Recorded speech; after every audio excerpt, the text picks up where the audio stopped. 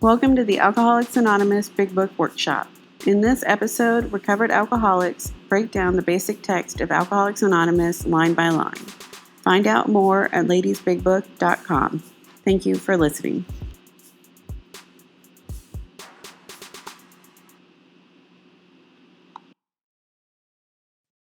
With that, I'll jump into chapter 2. There's a solution for the next 10 minutes before I pass it off to Robin. We at Alcoholics Anonymous know thousands of men and women who were once just as hopeless as Bill. Nearly all have recovered. They have solved the drink problem. We are average Americans. All sections of this country and many of its occupations are represented, as well as many political, economic, social, and religious backgrounds. We are people who normally would not mix. But there exists among us a fellowship of friendliness and an understanding which is indescribably wonderful. We are like the passengers of a great liner the moment after rescue from shipwreck, when camaraderie, joyousness, and democracy pervade the vessel from steerage to captain's table. Unlike the feelings of the ship's passengers, however, our joy in escape from disaster does not subside as we go our individual ways. The feeling of having shared in a common peril is one element in the powerful cement which binds us, but that in itself would never have held us together as we are now joined. So this is, they're comparing what we have in this fellowship of AA to, if you were to have some sort of wreck or tragic accident happen, you wouldn't care what the people around you believed or, what their likes and dislikes were, or, who they voted for, or any of that. Like, you're just like, oh my God, we survived, right? And they're talking about how this is similar to us in this fellowship. And it's one of the reasons why we have that principle or that tradition on outside issues, because like this common peril is only one element in the powerful cement which binds us, right? So it's important that we continue to keep those outside. But it is a strong reason why we like have this beautiful immediate connection with one another. Like, I love that when I meet an alcoholic woman and start to get to know her and talk about going through the steps, like, it's like we already know each other. Like, we don't even have to talk about the details necessarily. We do, because, that's one way that we like learn more about each other, but like, we know, and how I would qualify her as a sponsor, but we know what it's like to be in that position of hopelessness and despair. And because of that, we're like instantly connected. The tremendous fact for every one of us is that we have discovered a common solution. So this is where this is really the big part of the cement. We have a way out on which we can absolutely agree upon which we can join in brotherly and harmonious action. This is the great news this book carries to those who suffer from alcoholism. So again, the big binding thing in that cement is the solution that we absolutely agree upon, because again, like, these are precise instructions. Like, they are precisely written. The book talks about each step individually, and because of that, we can join together and carry this recipe that worked for us to the next suffering person. An illness of this sort, and we have come to believe it an illness, involves those about us in a way no other human sickness can. If a person has cancer, all are sorry for him, and no one is angry or hurt. But not so with the alcoholic illness, for with it there goes annihilation of all the things worthwhile in life. It engulfs all whose lives touch the sufferers. It brings misunderstanding, fierce resentment, financial insecurity, disgusted friends and employers, warped lives of blameless children, sad wives and parents. Anyone can increase the list. We hope this volume will inform and comfort those who are or who may be affected. There are many. Highly competent psychiatrists who have dealt with us have found it sometimes impossible to persuade an alcoholic to discuss his situation without reserve. Strangely enough, wives, parents, and intimate friends usually find us even more unapproachable than do the psychiatrist and the doctor. But the ex-problem drinker who has found this solution who is properly armed with facts about himself can generally win the entire confidence of another alcoholic in a few hours. Until such an understanding is reached, little or nothing can be accomplished. So this is saying a lot, right? So the book talks about the beginning of this, how this is an illness, right? And this is saying, this is not an illness like cancer, where somebody who gets sick is, our families tend to not feel sorry for us because we've hurt them a lot, right? We've hurt the ones around us, and it gives us, like, we hope this volume will inform and comfort those who may be affected. Like, that's why this book is written to everyone, and it has the chapter to wives, and this book, it can be helpful to not only me as the alcoholic, but my alcoholic family, right? And then it gives us this description of a sponsor, right? The ex-problem drinker who has found the solution and has the facts about himself can, again, win the entire confidence of another alcoholic in a few hours. And that's great, right? That we can find somebody that has, again, been here and experienced what we've experienced. That the man who is making the approach has had the same difficulty, that he obviously knows what he is talking about, that his whole deportment shouts at the new prospect that he is a man with a real answer, that he has no attitude of holier than thou, nothing whatever except the sincere desire to be helpful, that there are no fees to pay, no axes to grind, no people to please, no lectures to be endured. These are the conditions we have found most effective. After such an approach, many take up their beds and walk again, right? And this is, and it's talking about the approach, right? Because as, somebody that has worked the 12 steps, now I go and I make the approach. Of course, I have to, that means that I go and I show up to places where I am, available to be a sponsor and available to connect with somebody. I can't just sit back on my couch and hope that somebody's going to pass along my number and call me.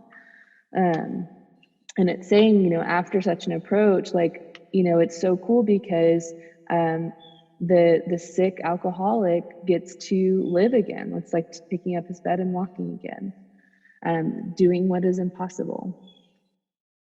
None of us make a sole vocation of this work, nor do we think its effectiveness would be increased if we did. We feel that elimination of our drinking is but a beginning. A much more important demonstration of our principles lies before us in our respective homes, occupations, and affairs. All of us spend much of our spare time in the sort of effort which we are going to describe. A few are fortunate enough to be so situated that they can give nearly all their time to the work. And so what this is saying here is, me stopping drinking doesn't fix everything, right? And me getting sober is just the beginning, and it's just one of the many promises of this program. But really, I'm getting a purpose that is so much bigger than being sober. Being sober is how I get to give hope to the new alcoholic woman. It's one of the ways that I get to give hope. But now I'm going to take these principles and I'm going to put them in my home and in my job and in my all my relationships. If we keep on the way we are going, there is little doubt that much good will result, but the surface of the problem would hardly be scratched. Those of us who live in large cities are overcome by the reflection that close of hundreds are dropping into oblivion every day. Many could recover if they had the opportunity we have enjoyed. How then shall we present that which has been so freely given us? And I'm going to pause there, and I'm going to let Miss Robin take over. Thank you, Nina. I'm Robin. I'm an alcoholic. Okay, so we have concluded to publish an anonymous volume setting forth the problem as we see it. We shall bring to the task our combined experience and knowledge. Now, notice they say experience and knowledge. They don't say our experience, strength, and hope. And there's nothing wrong with experience, strength, and hope, because that's awesome too. But What they say here that we want to be able to share is experience and knowledge, because it's really important that we know what we're talking about, and what we want to be knowing what to talk about is what's in this book. Okay, so this should suggest a useful program for anyone concerned with a drinking problem. Oh, and just a little bit of trivia here. The experience, strength, and hope phrase comes from one of the forewords. So if you want to be coming directly from the instructions of the first 164 pages, the exact phrase is experience and knowledge. Okay, so there's my little piece of trivia for you. Okay. Of necessity, there will have to be discussion of matters medical, psychiatric, social, and religious. We are aware that these matters are, from their very nature, controversial. Nothing would please us so much as to write a book which would contain no basis for contention or argument. We shall do our utmost to achieve that ideal. Most of us sense that real tolerance of other people's shortcomings and viewpoints and a respect for their opinions are attitudes which make us more useful to others. You know, I want to back up for a second. It did say, you know, I harped about the combined experience and knowledge, and right under that there it said this should suggest a useful program, and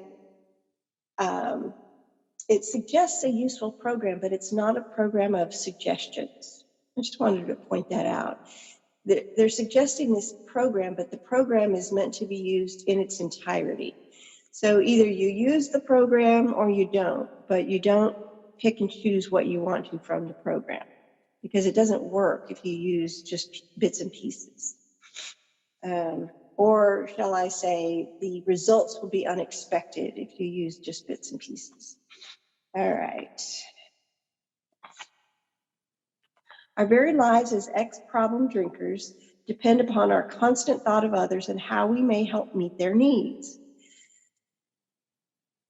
You may already have asked yourself, and notice it doesn't say our very lives as ex-problem drinkers depend upon not drinking. Of course, we can't drink, but the way we don't drink is by our constant thought of others and how we might meet their needs. You may already have asked yourself why it is that all of us became so very ill from drinking. Doubtless you're curious to discover how and why, in the face of expert opinion to the contrary, we have recovered from a hopeless condition of mind and body. And there's that word recovered with an ED. And it's telling us, therefore, that we do recover. If you're an alcoholic who wants to get over it, you may already be asking, what do I have to do? And that's a great question. What do I have to do? It is the purpose of this book to answer such questions specifically. That's awesome. That is so awesome. It's going to tell us exactly what we need to do, and it very specifically. We shall tell you what we have done. Before going into a detailed discussion, it may be well to summarize some points as we see them. How many times have people said to us, I can take it or leave it alone. Why can't you? Why don't you drink like a gentleman or quit? That fellow can't handle his liquor. Why don't you try beer and wine? Lay off the hard stuff. His willpower must be weak. He could stop if he wanted to. She's such a sweet girl, I should think he'd stop for her sake. The doctor told him that if he ever drank again, it would kill him, but there he is, all lit up again. Now, these are commonplace observations on drinkers, which we hear all the time. Back of them is a world of ignorance and misunderstanding. We see that these expressions refer to people whose reactions are very different from ours.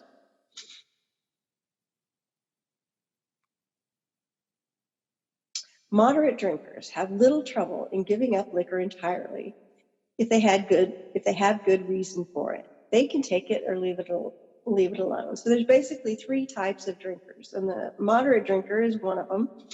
That's probably the most common type of drinker out there, and I don't understand them at all.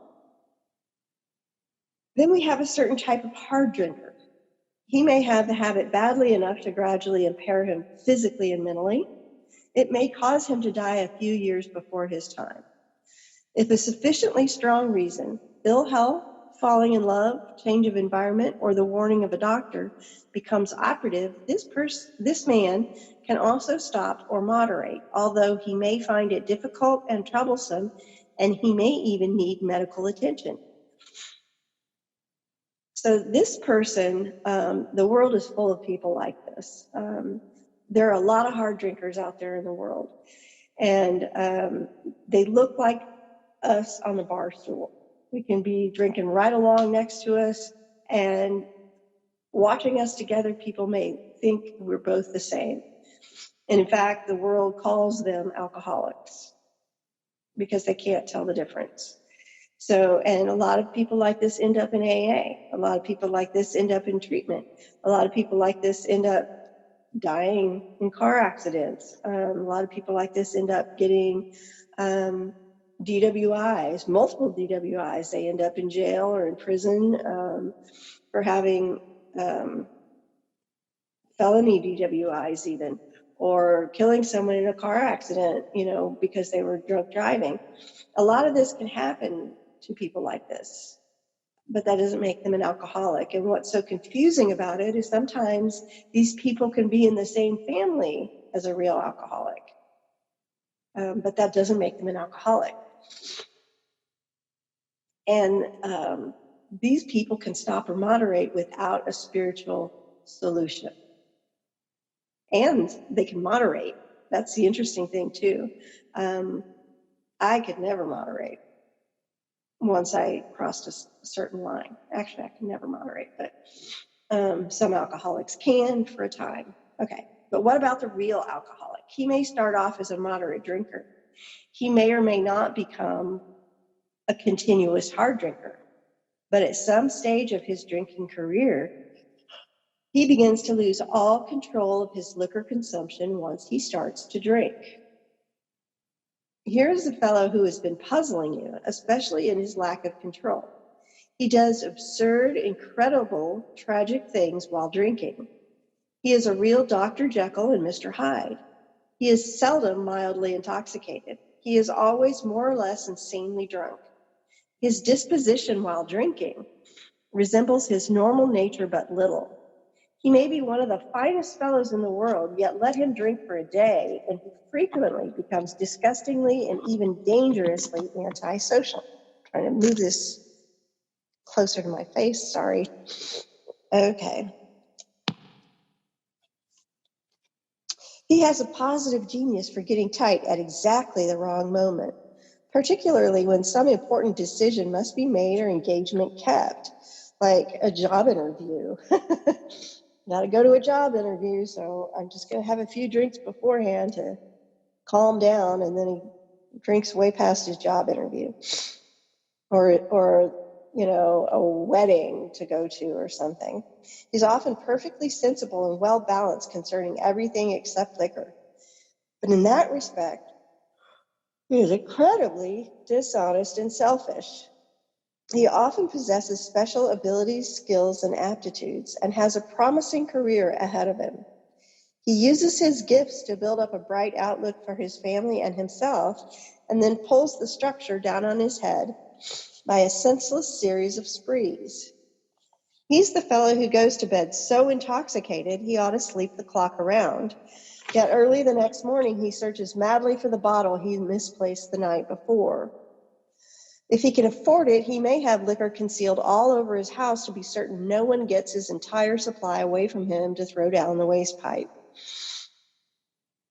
As matters grow worse, he begins to use a combination of high-powered sedative and liquor to quiet his nerves so he can go to work. And then comes the day when he simply cannot make it and gets drunk all over again. Perhaps he goes to a doctor who gives him morphine or some sedative with which to taper off, and then he begins to appear at hospitals and sanitariums. This is by no means a comprehensive picture of the true alcoholic, as our behavior patterns vary, but this description should identify him roughly. So they're describing here like the allergy and things that alcoholics do. And of course, we all do different things. So it's not like what we do while drinking is important, or even whether or not we hide liquor or end up on morphine or anything like that. That's not really what's important here. The point is that we end up with an allergy. That means once we start, we can't stop. And once we get to a certain point, we can't stopped if we try to quit. But this hard drinker never has this allergy. And the hard drinker never gets to a point where they can't stop altogether if they really, really want to, even though they may have a hard time. Why does he behave like this? If hundreds of experiences have shown him that one drink means another debacle, with all its attendant suffering and humiliation, why is it he takes that one drink? It's a huge question. Why can't he stay on the water wagon? What has become of the common sense and willpower that he still sometimes displays with respect to other matters? Perhaps there will never be a full answer to these questions. Opinions vary considerably as to why the alcoholic reacts differently from normal people. We're not sure why, once a certain point is reached, little can be done for him. We cannot answer the riddle. We do know that while the alcoholic keeps away from drink, as he may do for months or years, he reacts much like other men. We are equally positive that once he takes any alcohol, whatever, into his system, something happens, both in the bodily and mental sense, which makes it virtually impossible for him to stop. And this is because of the allergy. The experience of any alcoholic will abundantly confirm this. And so, of course, alcoholism is a twofold disease, and it affects both the body, which is the allergic part, or the allergy part, and the mind, which is the insanity of this whole thing. All right. So, or the obsession. These observations would be academic and pointless if our friend never took the first drink, thereby setting the terrible cycle in motion. Therefore, the main problem of the alcoholic centers in his mind rather than in his body. And so many people have a tendency to think that the real problem is the drinking problem, is the alcohol. That once I start drinking, I can't stop and crazy things happen and all this kind of stuff. And while that is a really huge problem, I'll admit, the real problem is in my mind, because knowing that once I start, I can't stop, or once I start, crazy things may or may not happen, why is it I start? There's the problem right there. And I've heard this analogy made, and I think it's a great one. It's like, if you know that I'm allergic to strawberries, and that when I start eating strawberries, my throat's going to start closing up, and I'm going to have a hard time breathing, and I'm going to end up down on the floor, and somebody's going to have to call an ambulance for me. If you guys know this about me, and yet you see me walk into the room with a big bowl of strawberries and start eating them, what do you think my real problem is going to be? Do you think it's going to be that I'm going to die on the floor, or do you think it's going to be that I'm crazy because I started eating them to begin with? The real problem is that I'm crazy because I know these things, and yet I started eating them to begin with. So I've got a mental problem. So that's what they mean here when they say that the real problem centers in my mind. Why do I do this? Okay. If you ask him why he started on that last bender, the chances are he will offer you any one of 100 alibis. Sometimes these excuses have a certain plausibility, but none of them really make sense in the light of the havoc an alcoholic's drinking bout creates. They sound like the philosophy of the man who, having a headache, beats himself on the head with a hammer so that he can't feel the ache. If you draw this fallacious reasoning to the attention of an alcoholic, he will laugh it off or become irritated and refuse to talk. Kind of like you struck a nerve, huh? Once in a while, he may tell the truth. And I think that's kind of funny. And the truth, strange to say, is usually that he has no more idea why he took that first drink than you have.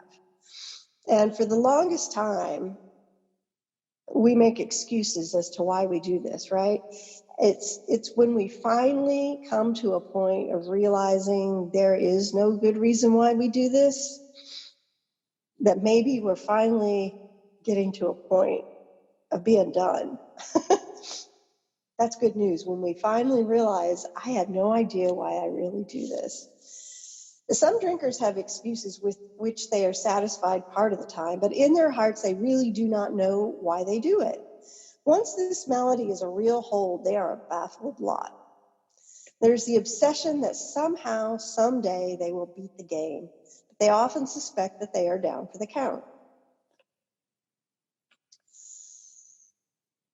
How true this is, few realize. In a vague way, their families and friends sense that these drinkers are abnormal, but everybody hopefully awaits the day when the sufferer will rouse himself from his lethargy and assert his power of will. The tragic truth is that if the man be a real alcoholic, the happy day may not arrive. He has lost control.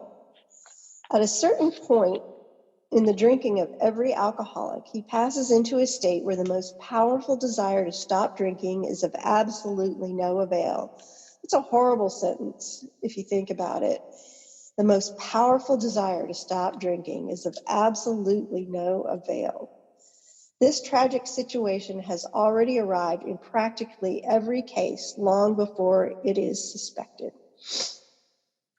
The fact is, and notice they say it's a fact. It's not like an opinion. It's not something that you read in a book. It's a fact that most alcoholics, for reasons yet obscure, have lost the power of choice in drink. And I like to point that out, that they say that we've lost the power of choice, because sometimes you hear people say that I choose not to drink today.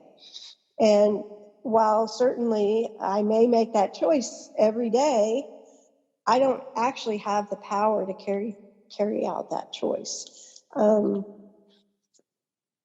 used to choose not to drink and then be drinking by the end of the day, or be drinking within an hour. The whole thing about the statement in step 1 is that I admitted I was powerless. So we admit we're powerless over alcohol. And so we've lost the power of choice in drink. I don't have the power to choose whether or not I'm going to drink. That's the whole thing about being an alcoholic. So if I have the power to choose and to stick with it, maybe I don't need this program. Now, I don't want to confuse people, because maybe I can choose for a little while, but then we're going to get into that more in a second. Here we go. Our so-called willpower becomes practically non-existent. We are unable at certain times to bring into our consciousness with sufficient force the memory of the suffering and humiliation of even a week or a month ago. We are without defense against the first drink. So, for example, I may be able to choose for a certain period of time. I may be able to make that choice every day for a certain period of time and stick with it. But at some point, if I'm a real alcoholic, I won't be able to stick to that choice. Just boom, one day I'm drinking. And that, so some days I can stick to it and some days I can't. And I won't know when I'm going to lose that choice.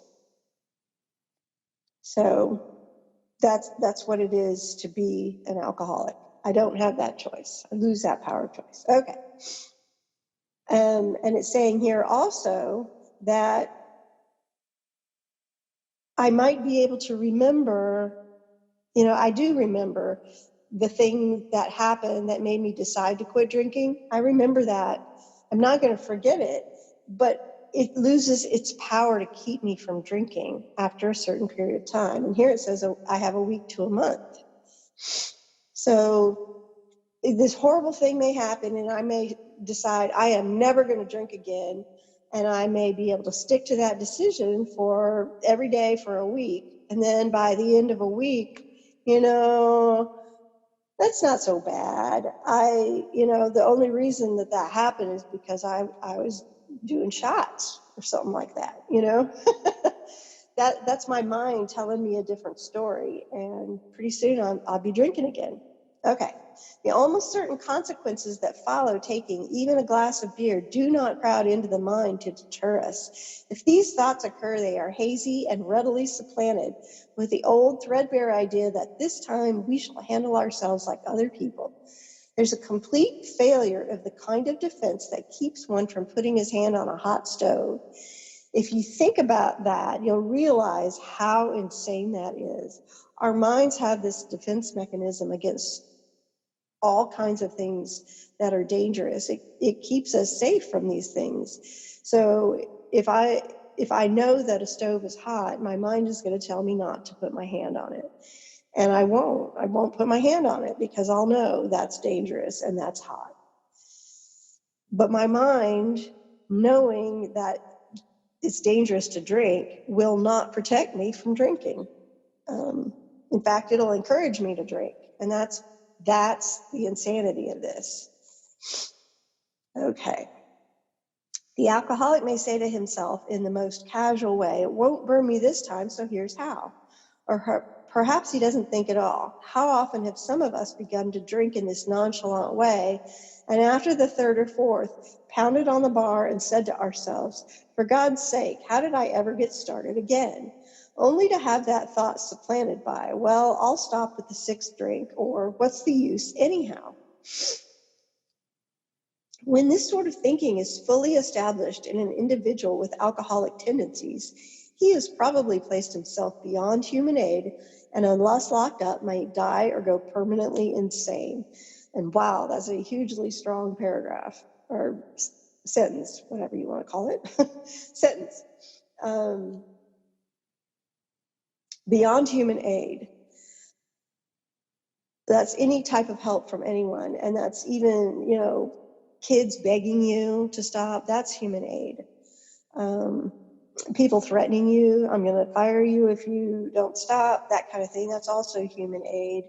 Being threatened with prison or jail or anything like that, that's human aid. And if I'm beyond that, then nothing anyone says or does to help me or whatever is going to help me, is going to stop me. And so I have this to look forward to. Dying or going permanently insane. Fun. All right. So these stark and ugly facts have been confirmed by legions of alcoholics throughout history. But for the grace of God, there would have been thousands more convincing demonstrations. So many want to stop, but cannot. It's horrible. It's horrible. But there is a solution, and that's wonderful. Unfortunately, almost none of us like it. But the good news is there is a solution. I just have to reiterate that. But almost none of us like the self-searching, the leveling of our pride, the confession of shortcomings, which the process requires for its successful consummation. But we saw that it really worked in others, and we had come to believe in the hopelessness and futility of life as we had been living it. When therefore we were approached by those in whom the problem had been solved, there was nothing left for us but to pick up this simple kit of spiritual tools laid at our feet. We had found much of heaven, and we have been rocketed into a fourth dimension of existence of which we had not even dreamed. So that's pretty awesome news right there. So at the beginning of this paragraph, it says there is a solution, which is awesome news. Then it says we aren't going to like it, but then it tells us that we're going to be rocketed into this fourth dimension of existence, and we're going to find much of heaven there. So that's really awesome. There is a solution. Almost none of us liked the self-searching, the leveling of our pride, the confession of shortcomings, which the process requires for its successful consummation. The leveling of our pride happens in the fourth and fifth step. But we saw that it really worked in others, and we had come to believe in the hopelessness and futility of life as we had been living it.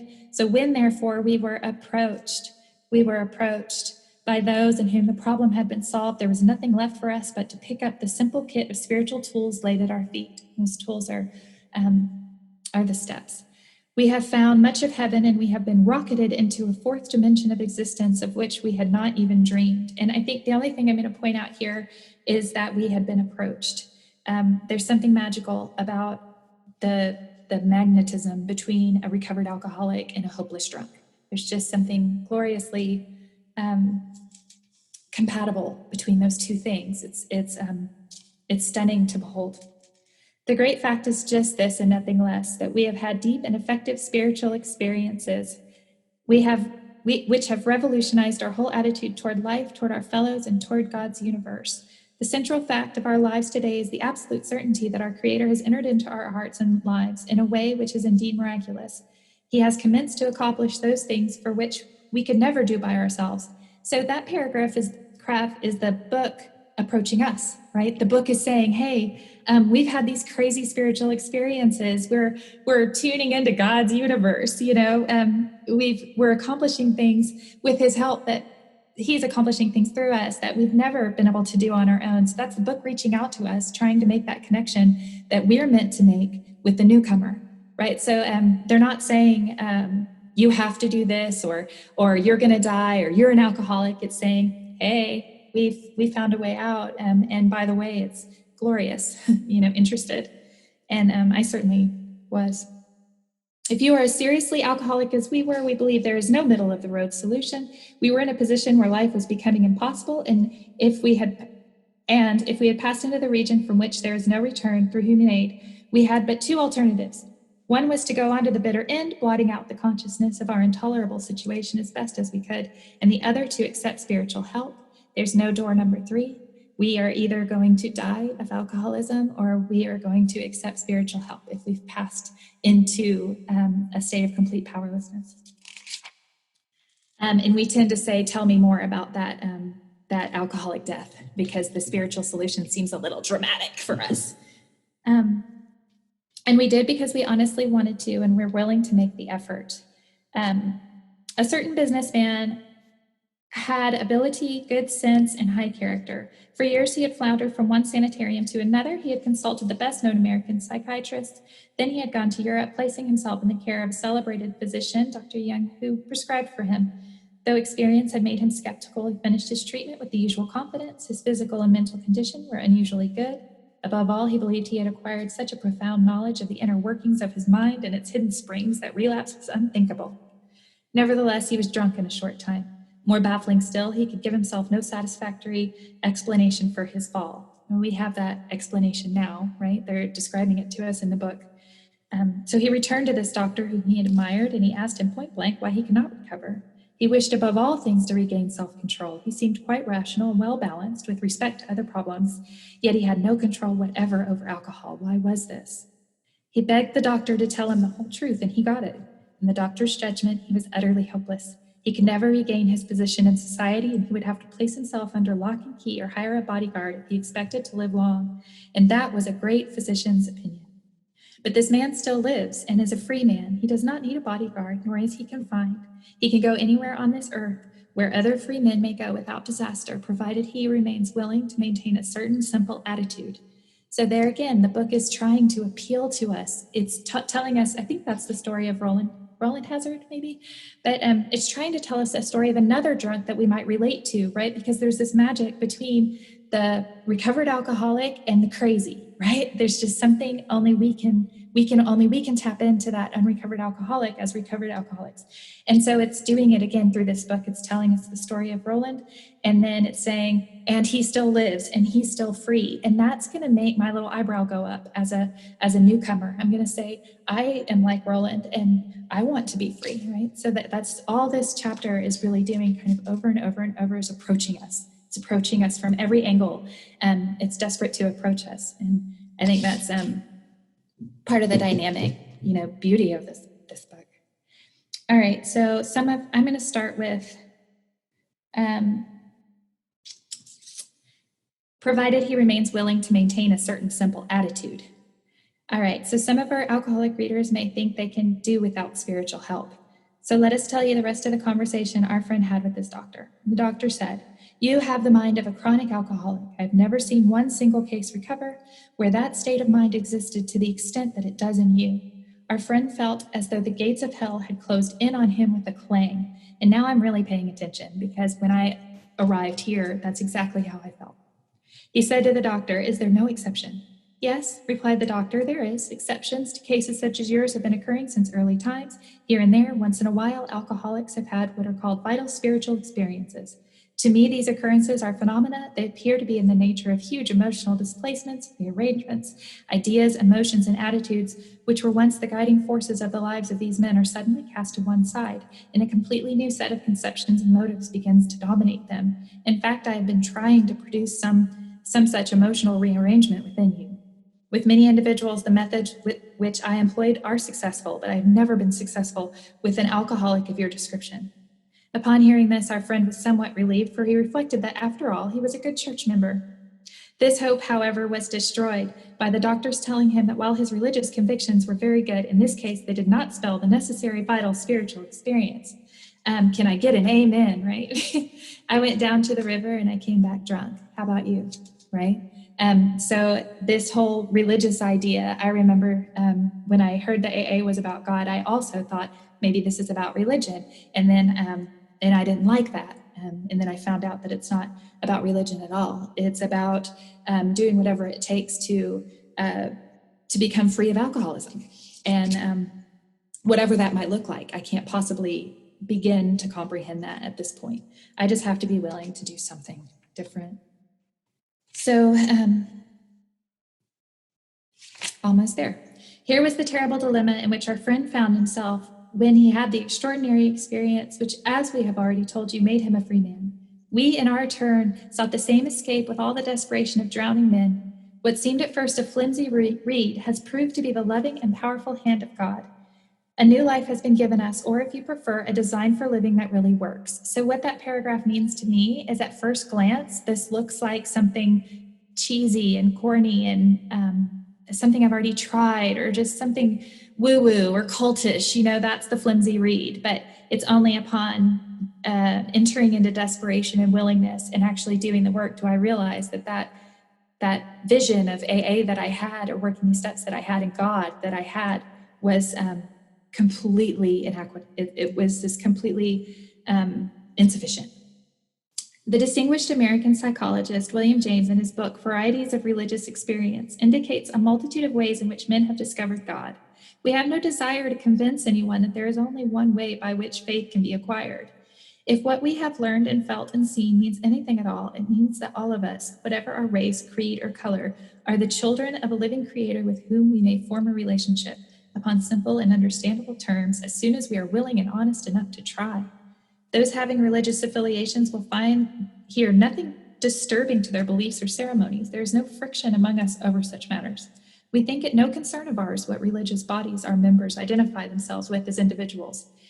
This should be an entirely personal affair, which each one decides for himself in the light of past associations or his present choice. Not all of us join religious bodies, but most of us favor such memberships.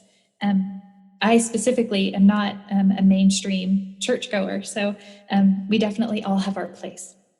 In the following chapter, there appears an explanation of alcoholism as we understand it, then a chapter addressed to the agnostic. Many who were once in this class are now among our members. Surprisingly enough, we find such convictions no great obstacle to a spiritual experience.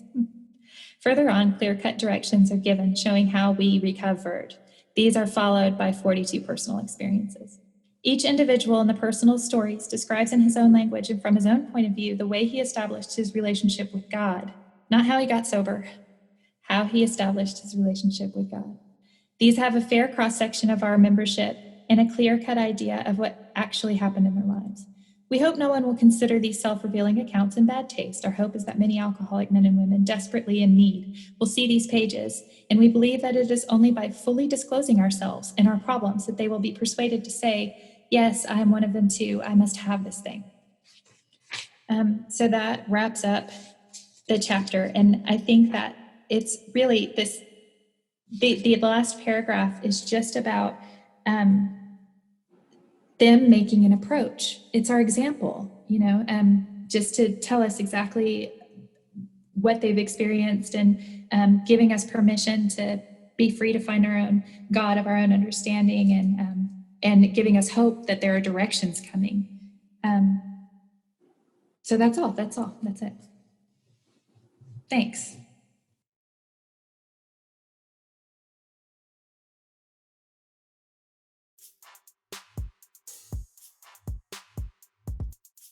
Thank you for listening to the Alcoholics Anonymous Big Book Workshop. This recording is not associated with any AA group or AA World Services. Find out more at ladiesbigbook.com.